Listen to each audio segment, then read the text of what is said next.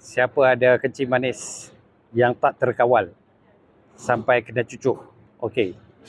Ini pucuk mangga.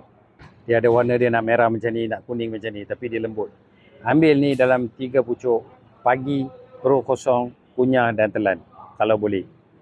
Dan malam 3 helai kunyah dan telan sebelum, kalau anda cucuk, sebelum cucuk 1 jam.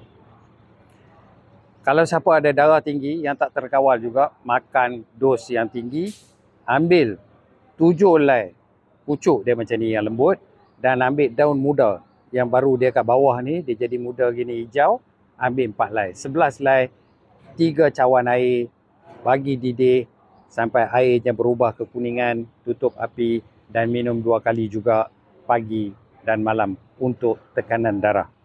Untuk kencing manis, amalkan kalau dia tak boleh kunyah dan makan. Contoh dia tak ada gigi, jadi dia boleh ambil 7 helai pucuk muda ni yang agak sedang, kemudian rebus dalam 2 gelas air, jadikan 1 gelas dan minum 2 kali juga pagi dan malam.